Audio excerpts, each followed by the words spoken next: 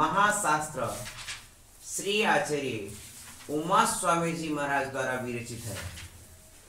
उमा स्वामी महाराज ने तत्पर सूत्र के 10 अध्यायों में प्रथम से 4 अध्याय तक जीव तत्व का वर्णन किया है। पंचम अध्याय में अजीव तत्व का वर्णन किया है। षष्ठम अध्याय में अशुभ आश्रय का वर्णन किया है। सप्तम अध्याय में शुभ आश्रय का वर्णन किया है। अष्टम अध्याय में बंध का वर्णन किया है और 9वें अध्याय में संबर और निर्जरा तत्व का वर्णन किया है। 10वें अध्याय में मोक्ष तत्व का वर्णन किया है। उस क्रम को प्राप्त यहाँ पर द्वितीय अध्याय चल रहा है। द्वितीय अध्याय का आज हम आपके समक्ष 8वां सूत्र रख रहे हैं। श्री पूज्यपाद देव इस सूत्र को विशेष रूप से प्रकाशित कर रहे हैं और कह रहे हैं, अभी हमने जीव के 53 भाव देख चुके हैं। अब वो से कहते हैं कि आत्मा मूर्त स्वभाव वाला है कि अमूर्त स्वभाव वाला है। तो कहा था कि कर्म के अपेक्षा आत्मा मूर्तिक है और स्वभाव के अपेक्षा आत्मा अमूर्तिक है। तो उसे आज कहते हैं यदि ऐसा है तो वही लक्षण कहिए जिससे कर्म से आत्मा का भेद जाना जाता है। देखिए भेद विज्ञान का सूत्र है। क्या का सूत्र है? भेद विज्ञान का। आत्मा कर्म से जुदा है, इसको बताने वाला सूत्र कौन सा है? उपयोगो लक्षणम उपयोगो लक्षणम उपयोगो लक्षणम उपयोगो लक्षणम उपयोगो लक्षणम उपयोगो लक्षणम उपयोगो लक्षणम उपयोगः लक्षणम उपयोगः लक्षणम। ठीक है ना? उपयोग लक्षण है। किसका लक्षण है?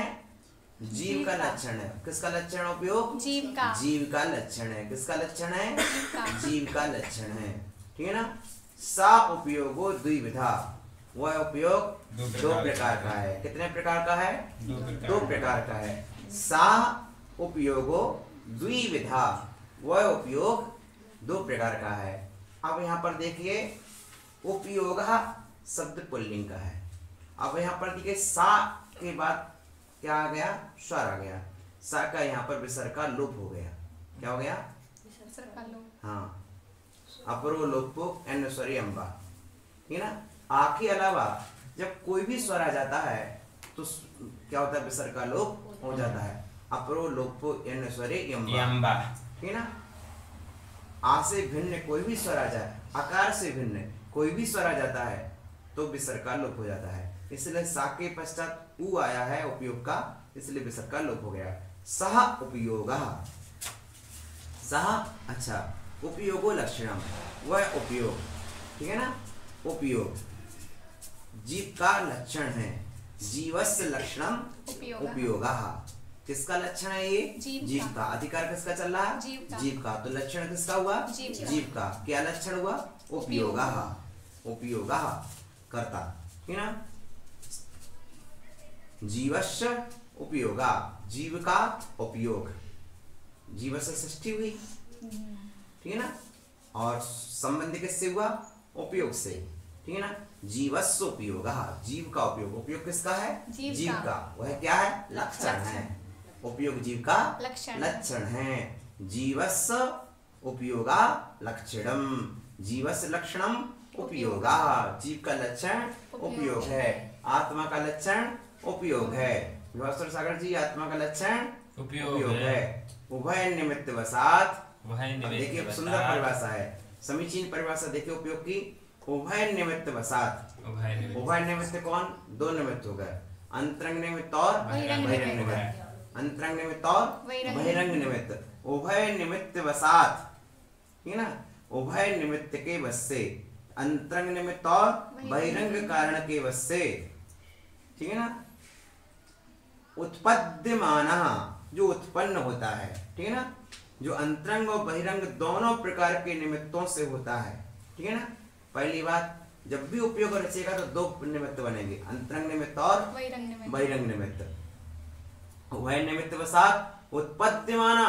और दूसरी बात क्या है? चेतन अनुविधायी परिणामा, चैतन्य का अन्वयी परिणाम, चैतन्य का अनुवयी परिणाम, चैतन्य को छोड़कर अन्यत्र नहीं रहने वाला अन्वयी, जो सब में पाया जाए। अनुवयी को कहलाता जो सब में पाया जाए, ठीक है ना, ठीक है ना। चैतन्य अनुविधायी परिणामा उपयोगा, 271 पैराग्राफ है। उभय निमित्त वसात उत्पद्यमानस चैतन्य अनुविधायी परिणामा उपयोगा, चैतन्य का अनुविधायी परिणाम उपयोग कहलाता है। ठीक हो गया। उपयोग की परिभाषा क्या हुई? जो अंतरंग बहिरंग निमित्त से प्रकट होता है और सदा आत्मा के साथ रहने वाला है, वह उपयोग है। ठीक, जो अंतरंग बहिरंग कारण से उत्पन्न होता है और सदा आत्मा के साथ रहता हुआ क्या है? उपयोग है। अन्वय क्या कहलाता है? जो हर दशा में, हर समय वस्तु के साथ पाया जाए, वह अन्वय कहलाता है, ठीक है ना। जैसे अन्वय को समझाएं हम आपको। घड़ा है, दीपक है, शकोरा है, कोई भी मिट्टी का बर्तन है, मिट्टी सब में अन्वय है, ठीक है ना। अथवा हम घड़ी बनाने को तैयार होते हैं तो मिट्टी, जब पिंड बना रहे तब भी उसमें मिट्टी है, स्थास बनाया तब भी मिट्टी है, पुसूल बनाया तब भी मिट्टी है, छत्रक बनाया तब भी मिट्टी है, अर्थात हर अवस्था में मिट्टी अनुसूयित है, ठीक है ना। तो जो हर दशा में हर काल पाया जाए वो कहलाता अन्वय, ठीक है ना। तो चैतन्य अन्वय, चेतना के साथ हमेशा हर समय पाया जाने वाला, वो कहलाता अन्वय। अनुवय, अनुआय, साथ साथ रहने वाला, हमेशा अनुवर्तन करने वाला, ठीक है ना। तो यह चैतन्य का अन्वय, चैतन्य को छोड़कर अन्यत्र नहीं रहता, वह परिणाम क्या है? उपयोग है, जो सिर्फ मात्र चैतन्य में ही पाया जाता है। ऐसा लक्षण किया है। कौन सा लक्षण हो गया? आत्मभूत लक्षण हो गया। कौन सा लक्षण हो गया? आत्मभूत लक्षण हो गया, ठीक है ना। वस्तु तत्व को जानने के लिए जो उपाय है प्रमाण और नय है, और प्रमाण और नय के माध्यम से क्या करते हैं हम? सम्यक ज्ञान को हम प्रमाण कहते हैं, सम्यक ज्ञानम प्रमाणम कहते हैं। तो सम्यक ज्ञानम प्रमाण कहने के पश्चात प्रमाण का लक्षण क्या है? सम्यक ज्ञान है। तो पूछ रहे लक्षण आप क्या है? तो लक्षण के विषय को और स्पष्ट किया उन्होंने कि अब बहुत सी मिली हुई वस्तुओं में से किसी एक वस्तु को पृथक कराने वाले हेतु को क्या कहते हैं? लक्षण कहते हैं। क्योंकि जगत में वस्तुएं अनेक हैं, जगत में व्यक्ति अनेक हैं, जगत में पदार्थ अनेक हैं, लेकिन उनमें से किसी एक को पृथक कराने वाला जो साधन है, साधकतम साधन है, उसे क्या कहेंगे? लक्षण कहेंगे। तो वह लक्षण क्या है? लक्षण तो दो तरह के होते हैं, ठीक है ना। एक आत्मभूत लक्षण होता है, एक अनात्मभूत लक्षण होता है। अंतरंग कारण वाला और बहिरंग कारण वाला, ठीक है ना। अंतरंग कारण वाला और बहिरंग कारण वाला। जब हम उसके वस्तु के स्वभाव में पाए जाने वाले लक्षण से परिचित होते हैं, वो आत्म लक्षण कहलाता है। जो वस्तु स्वभाव में तो नहीं मिला है, किंतु संयोग आदि से पहचाना जा रहा है, वो अनात्मभूत लक्षण कहलाता है। तो यहाँ पर जो उपयोग लक्षण है ये आत्मभूत लक्षण है। कैसा लक्षण है? आत्मभूत। क्यों आत्मभूत है? क्योंकि वस्तु स्वरूप से मिला हुआ है, सदा अनादि काल से अब तक मिला है और आगे मिला रहेगा। ये वस्तु स्वरूप में पाया जाने वाला चेतन लक्षण, क्योंकि जीवत्वम चेतनत्वम, जीवत्व चैतन्यपना है, उपयोग उसका अनुविधायी परिणाम है। किसका? चैतन्य का, ठीक है। जीवत्व का हो या चेतनत्व का, एक ही है। तो चेतन का जो अनुविधायी परिणाम, साथ रहने वाला परिणाम, उपयोग कहलाता है। तीन बंधम प्रत्येकत्वे सती अपि आत्मा लक्ष्यते, और यद्यपि आत्मा बंध की अपेक्षा एक ही है, आत्मा क्या है? तो भी इससे वह स्वतंत्र जाना जाता है। कर्मबंध की अपेक्षा वही आत्मा है, लेकिन इस लक्षण को जब हम सामने रखते हैं कि आत्मा का लक्षण उपयोग है, कर्म आत्मा का लक्षण नहीं है। भले ही वह पड़ा हुआ है, भले ही पड़ा हुआ है कर्म में, लेकिन कर्म शाश्वत लक्षण नहीं है, त्रैकालिक लक्षण कर्म नहीं है आत्मा का, ये त्रैकालिक लक्षण है। उपयोग आत्मा का त्रैकालिक लक्षण है, कर्म आत्मा का त्रैकालिक लक्षण नहीं है। समझ रहे? स्पष्ट? कर्म आत्मा का त्रैकालिक लक्षण नहीं है, इसलिए यद्यपि संसारी दशा में कर्म पाया जाता है, इसलिए कर्मज भाव कहना पड़ेगा कि क्रोध मान माया लोभ कर्मज भाव आत्मा के हैं। लेकिन कब कर्मबंदी अपेक्षा अपेक्षाकृत कथन है, ठीक है ना। लेकिन शाश्वत जब लक्षण करेंगे, शुद्ध स्वरूप को निहारेंगे, तब देखेंगे कि क्या है, उपयोग लक्षण है। क्या है, आत्मा का लक्षण उपयोग है। अच्छे, सुवर्ण रजत्योर्बंधम प्रत्येकत्वे, सुवर्ण और रजत जब दो द्रव्य मिला देते हैं तो कहा जाता है कि दोनों मिले जुले हुए हैं, ठीक है ना। सोना और चांदी मिल जाते हैं, गला लेते लोग। स्वर्णकार क्या कला करते हैं, सोना और चांदी दोनों को गला के एक कर लेते हैं। प्रत्येकत्व सत्यपि वर्णादि भेदवत्, लिंग कितना ही मिला है लेकिन दोनों का वर्ण अलग अलग होता है। इस प्रकार स्वर्ण और चांदी बंदी की अपेक्षा तो एक है, वर्णादि के विषय में पार्थक्य पाया जाता है और फिर जुदा कर लेते हैं, और फिर जुदा कर लेते हैं। पहले मिला भी लेते हैं और बाद में जुदा भी कर लेते हैं। अलग अलग धड़के आती हो, हाँ, साथ में भी कला तो अलग अलग, हाँ, उस तरह का रसायन डालते हैं कि सोना अलग हो जाता है, चांदी अलग हो जाती है, वो मिलाते समय मिला लेते हैं। इसलिए जब अधिकांशता ये होता है कि हर स्वर्णकार बोलता है अलंकार बनाने का कोई कीमत नहीं लगेगी, आभूषण बनाने की बिना फीस के आभूषण बनते हैं। क्यों, आप जितने ग्राम सोना देंगे, जितने ग्राम चांदी देंगे, आपको उतने ग्राम का आभूषण मिलेगा। जितने ग्राम सोना चांदी देंगे उतने ग्राम का आभूषण मिल जाएगा। क्यों, क्योंकि जब स्वभी पूर्ण शुद्धता से आभूषण बना ही नहीं पाते, बनते ही नहीं है, आभूषण में मिलावट होती है। अब आप चांदी की थाली लेने जाइए तो 60% चांदी रहेगी, 70% चांदी रहेगी, में तो 90% तक पायलों में मिला 60%। हाँ, तो जो बनाते हैं ना, और इस तरह से कोई बिछियाँ बनाते, पायल बनाते, तो 60% चांदी चला देते, 50% चांदी चला देते, और कुछ मिलाते हैं। हाँ, उसमें और कुछ मिलाते, रांगा आदि मिला देते, अन्य धातु मिला देते, बिल्कुल सस्ती से सस्ती धातु, मिलाने पर तभी वो इतनी फोल्ड होती है, इतनी मूर्ति जुड़ती है।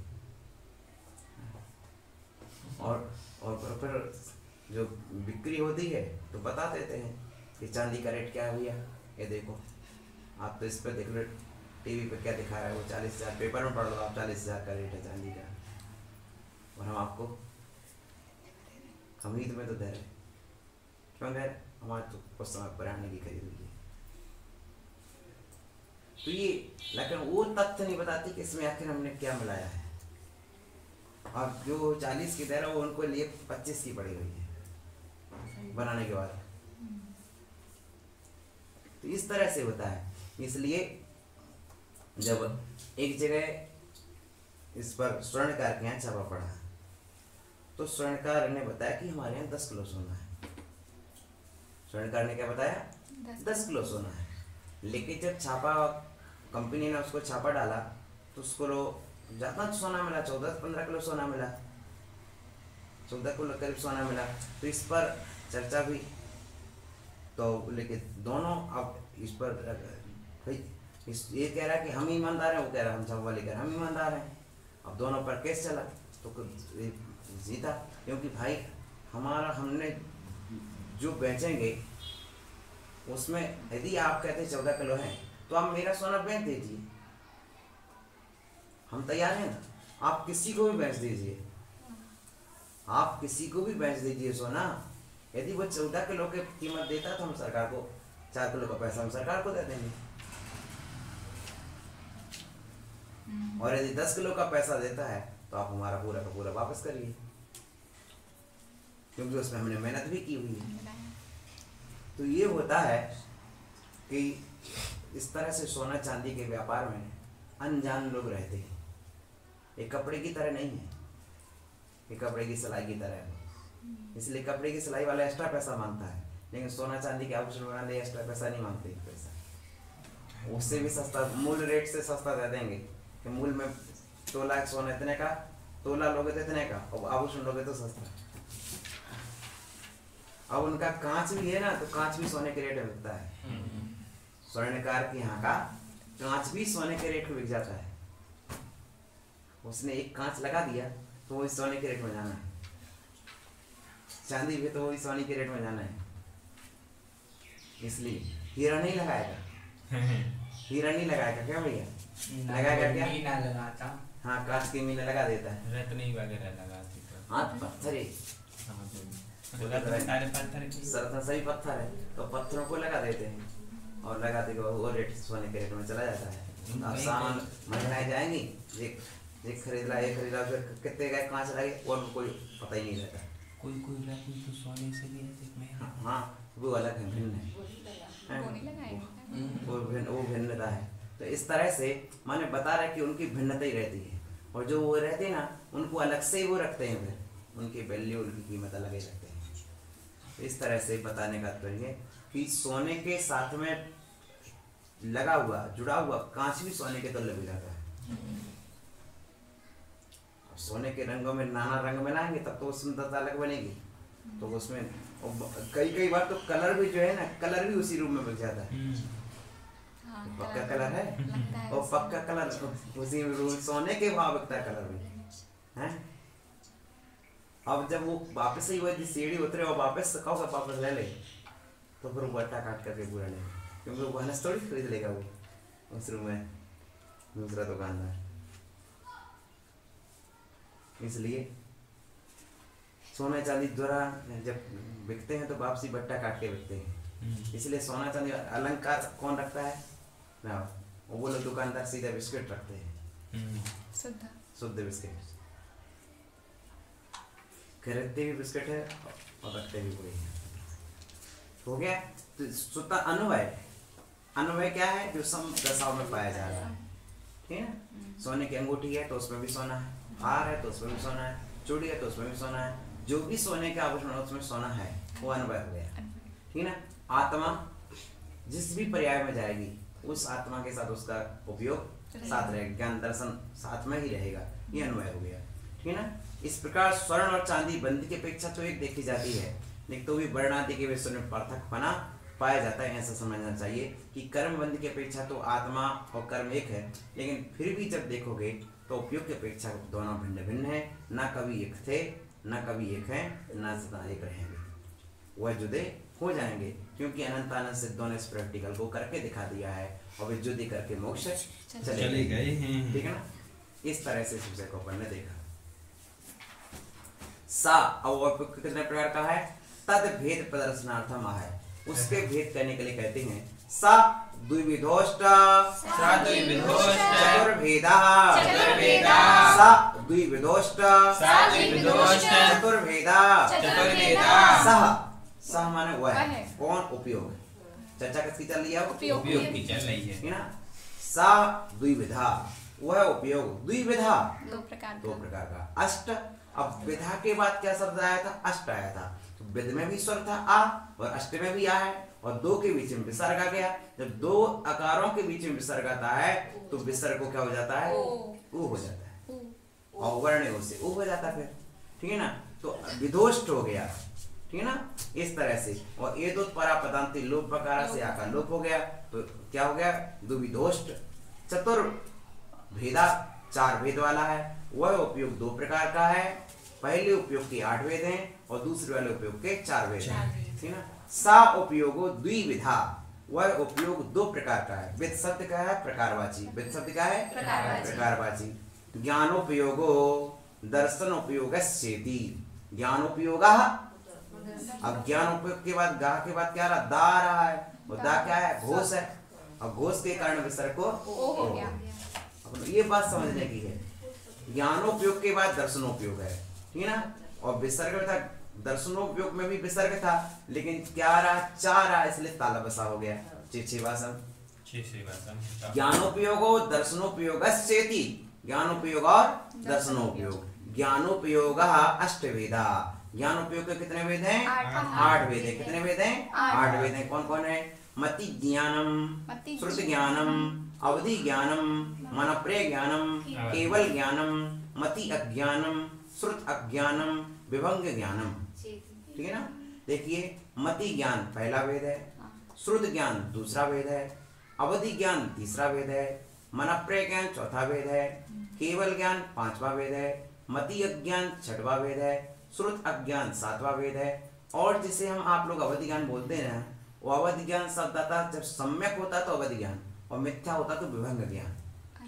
इस बात को समझना, ध्यान रखना। जब सम्यक दर्शन के साथ होगा तो अवधि ज्ञान, और मिथ्या दर्शन के साथ होगा तो विभंग ज्ञान। विभंग देखो स्पष्ट लिखा, विभंग ज्ञान, ठीक है ना। ये शब्द से ध्यान रखना, कुअवधि ज्ञान कहीं लिखा नहीं मिलेगा आपको, ठीक है ना। शास्त्रों में क्या मिलेगा? विभंग ज्ञान। विभंग ज्ञान माने कुअवधि ज्ञान, ठीक है ना। चेती हो गया, स्पष्ट 8 ज्ञान हो गए।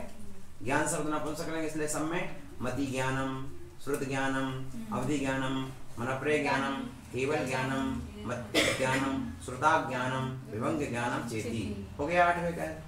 अब दर्शनोपयोग चतुर्वेद। दर्शनोपयोग के कितने वेद हैं? 4 वेद हैं। कितने वेद हैं? 4 वेद हैं। कितने वेद हैं? दर्शनोपयोग के हम आपसे 53 वेद पूछने वाले हैं। दर्शनोपयोग के कितने वेद हैं? 4 वेद हैं। कितने वेद हैं? 4 वेद हैं।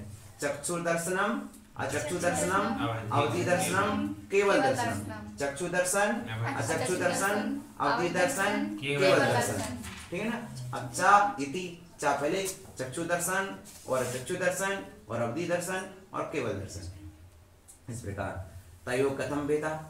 अब इन दोनों में किस प्रकार से भेद है, ठीक है ना। थुमन प्रत्यय है ना, कथम, कस्मिन, कस्मिन के स्थान पर का, किम का, किम के स्थान पर का आदेश हो गया, किम शब्द का है, तो किन प्रकार, किस प्रकार का भेद है, ठीक है। दोनों में तयो, उन दोनों में किस प्रकार का भेद है, किस प्रकार में भेद है। साकार अनकार भेदात।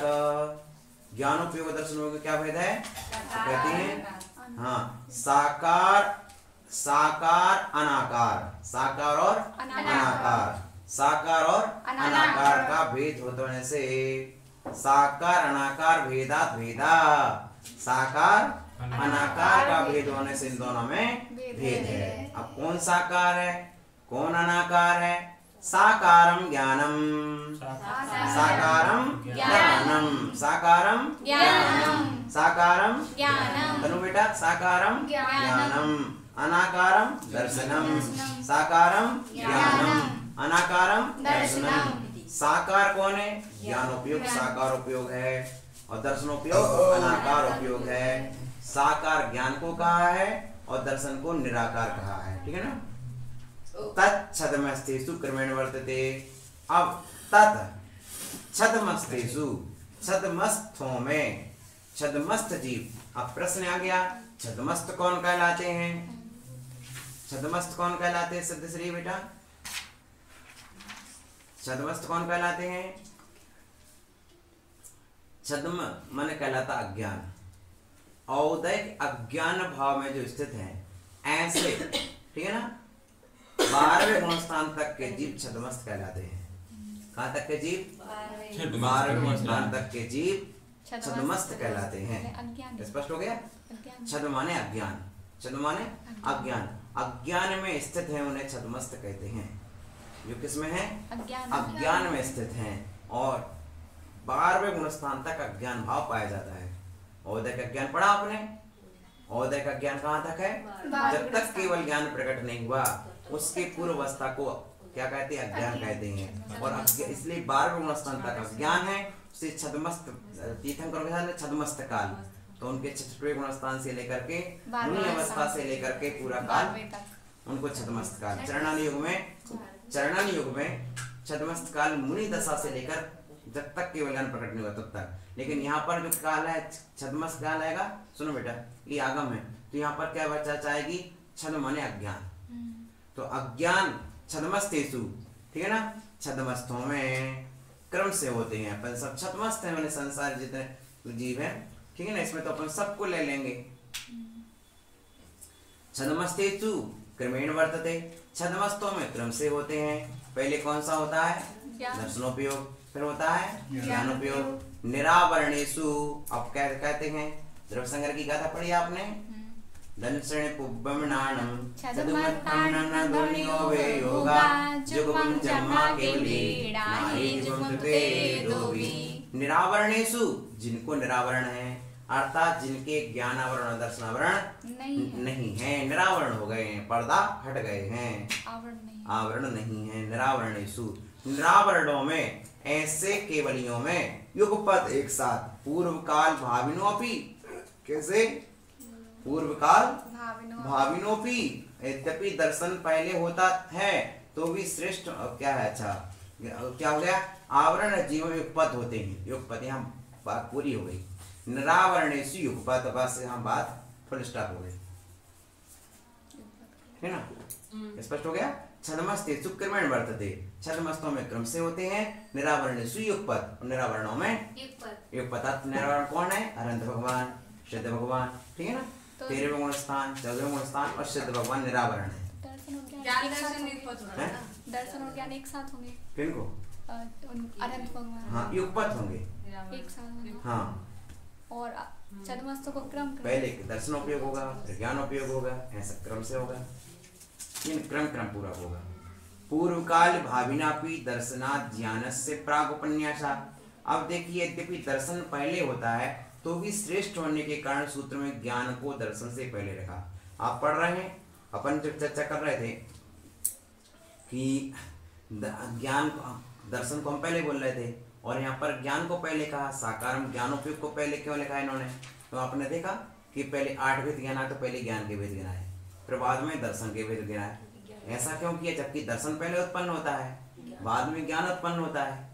प्रश्न सुन रहे हैं आप लोग ध्यान से, पहले क्या उत्पन्न होता है, दर्शनोपयोग, बाद में क्या उत्पन्न होता है, ज्ञानोपयोग, छदमस्तों के, ठीक ना। अपन के पहले दर्शनोपयोग आएगा, फिर बाद में ज्ञानोपयोग आएगा। तो फिर आपने पहले ज्ञान को क्यों कहा, बाद में दर्शन क्यों कहा, जो पहले उत्पन्न होता है उसको पहले कहना चाहिए। बात जो घर में क्या होता है, जिसका जन्म पहले होता है ना, उसको बड़ा कहा जाता है, और जिसको जन्म बाद में होता है उसको छोटा कहा जाता है ना। लेकिन यहाँ पर आपने ऐसा क्यों किया, जो दर्शन को पहला उत्पन्न होता पहले कहना चाहिए, और ज्ञान बाद में उत्पन्न हो तो ज्ञान को बाद में कहना चाहिए। तो आचार्य समाधान करते देखो कि पूर्व काल भाविनोपि, पूर्व काल में उत्पन्न होने पर भी दर्शनात् दर्शन से, ज्ञानस्य प्रागुपन्यासा, ज्ञान के पहले रखा गया है। दर्शनस्य दर्शनात् दर्शन से पहले, ज्ञानस्य ज्ञान को उपन्यासा प्राग पहले रखा। किसको रखा, पहले ज्ञान को रखा है। दर्शन से पहले किसको रखा है, ज्ञान को। पहले उत्पन्न कौन हुआ है, दर्शन, और रखा क्या है इसको पहले, यहाँ ज्ञान को। अभी तो पहले तो कि पूज्य होने से दर्शन को पहले रखा। हाँ, तो अब यहाँ पूज्य कौन है,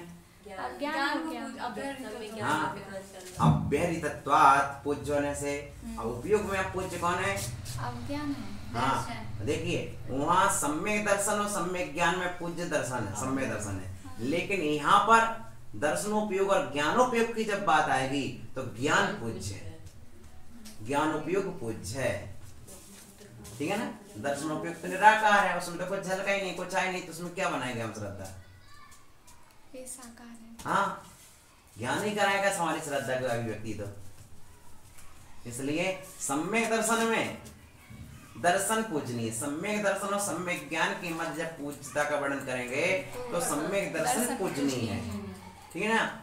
और जब दर्शनोपयोग और ज्ञानोपयोग की बात होगी तो ज्ञानोपयोग पूजनीय है, ठीक है ना। सम्यक ज्ञान प्रकरणात हो गया ये, इस तरह से।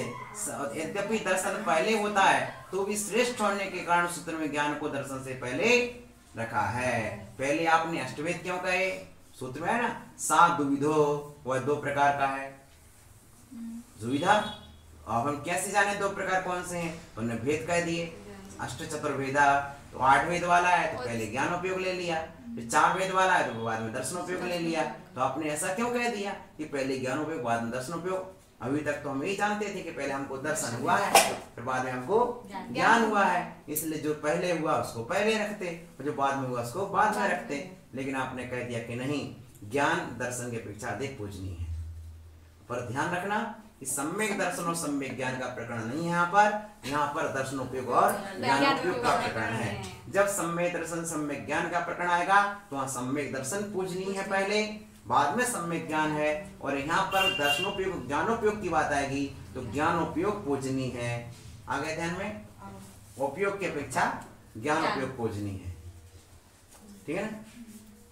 देखो ये है अपन महान ग्रंथों को उठाते हैं हाथ में तो ये नई नई बातें प्रेमी मिलता है। यदि ऐसे महान ग्रंथ हाथ में नहीं खोलेंगे तो कभी ये रस रसायन कभी मिलना ही नहीं है। ये जो अमृत रस मिल रहा ये कैसे मिलेगा अपन को? तो ये अमृत रस तभी मिलता है जब महान ग्रंथों को हाथ में लेते हैं। सम्यक ज्ञान प्रकरणात्, सम्यक ज्ञान का प्रकरण होने से पूर्वम पंचविधो ज्ञानोपयोगो, पूर्व में 5 प्रकार के ज्ञान उपयोग का व्याख्यान कह चुके हैं। सम्यक ज्ञान का प्रकरण है जब वो कहाँ कहा था, मति श्रुता बधि मन प्रयलानी, उस सूत्र में हम 5 का वर्णन कर चुके हैं। यह पुनः उपयोग ग्रहणात्, उपयोग का ग्रहण होने से विपर्योपि गृह्यते, यहाँ पर विपरीत के 5 भेद कहे थे। जब सम्यक ज्ञान का वर्णन आया था बेटा तो वहां पर ज्ञान के 5 भेद किए थे, तो जब ज्ञानोपयोग का वर्णन आया है तब ज्ञान के 8 भेद किए थे। जब सम्यक ज्ञान का वर्णन आया था तो ज्ञान के कितने भेद किए थे? 5 भेद। और जब ज्ञानोपयोग के भेद पूछे गए तो कितने भेद किए? 8। अब 2 प्रश्न करते हैं आपसे, ज्ञान के सब प्रश्न सुनिएगा ध्यान से, ठीक है ना। सम्यक ज्ञान के कितने भेद हैं? 5 भेद हैं। सम्यक ज्ञान के कितने भेद हैं? 5 भेद हैं। पहला सम्यक ज्ञान कौन सा है? मति ज्ञान, दूसरा सम्यक ज्ञान श्रुत ज्ञान, तीसरा सम्यक ज्ञान अवधि ज्ञान, चौथा सम्यक ज्ञान, 5वां सम्यक ज्ञान केवल ज्ञान। ज्ञानोपयोग के कितने भेद हैं? 8 भेद। पहला ज्ञानोपयोग मति ज्ञान, दूसरा श्रुत ज्ञान, तीसरा अवधि ज्ञान उपयोग, चौथा मन प्रज्ञान उपयोग, 5वां केवल ज्ञान उपयोग, 6वां मति अज्ञान उपयोग, 7वां श्रुत ज्ञान उपयोग, 8वां विभंग ज्ञान उपयोग, विभंग ज्ञान उपयोग। ठीक है, बोलो बेटा।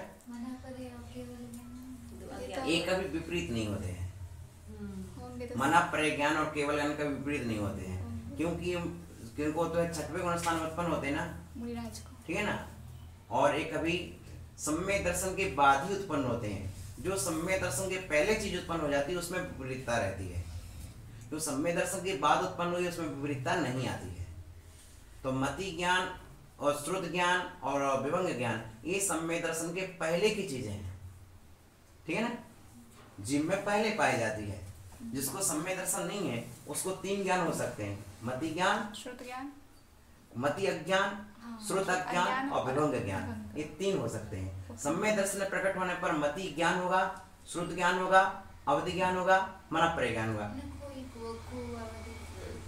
हाँ, विभंग ज्ञान कोई बोलते को अवधि ज्ञान, लेकिन आगम में विभंग ज्ञान मिलेगा, अपन सामान्य भाषा में को अवधि ज्ञान बोल देते हैं, ठीक है ना। स्पष्ट हो गया जी? आगे ध्यान में, तो ये बात को अपन अच्छी तरह से समझ लें। स्पष्ट हो गया आपको कि सम्यक ज्ञान के कितने भेद हैं? 5 और ज्ञानोपयोग के कितने भेद हैं? 8। यदि कभी कदाचित आपसे पूछा जाए कि ज्ञानोपयोग के भेद लिखिए तो आपको 8 लिखना होंगे, और सम्यक ज्ञान के भेद लिखिए 5, सामान्यतः ज्ञान के भेद लिखिए 5, है ना। ज्ञान मोक्ष मार्ग का प्रकरण होने से, मोक्ष मार्ग का प्रकरण होने से यहाँ पर सम्यक ज्ञान की चर्चा करेंगे तो 5 भेद, और जब ज्ञानोपयोग और दर्शनोपयोग की अपेक्षा चर्चा करेंगे तो 8 भेद, ठीक है ना। क्यों? उपयोग ग्रहण होने से विपर्योपयोग में उपयोग उनमें भी पाया जाता है, ठीक है ना। उपयोग तो सब में पाया जा रहा है, सम्यक ज्ञान मिथ्या दृष्टि में नहीं पाया जाता है, लेकिन ज्ञान जो मति अज्ञान उपयोग, श्रुत अज्ञान उपयोग और अवधि ज्ञान उपयोग जो है वह मिथ्या दृष्टि में पाया जाता है, 1 इंद्रिय में पाया जाता है, 2 इंद्रिय में पाया जाता है, 3 इंद्रिय में पाया जाता है, जिन जो अपनी अपनी योग्यता अनुसार सब में पाए जाते हैं, ठीक है ना। इसलिए जो उपयोग की अपेक्षा से ज्ञान उपयोग के 8 भेद हैं और सम्यक ज्ञान की अपेक्षा से 5 भेद हैं, ठीक है ना। उपयोग दोनों में पाया जाता है, सम्यक दृष्टि मिथ्या दृष्टि में, ठीक है ना, लेकिन सम्यक ज्ञान सिर्फ सम्यक दृष्टि में पाया जाता है। इसलिए सम्यक ज्ञान के 5 भेद और ज्ञान उपयोग के 8 भेद। इति अष्टभेद इति उच्यते, 8 प्रकार से कहे गए हैं। शेष विषय को पढ़ाएंगे, देखेंगे। ओम नमः शिवाय। कोटि शतम त्वादिश्चि विकोट्यो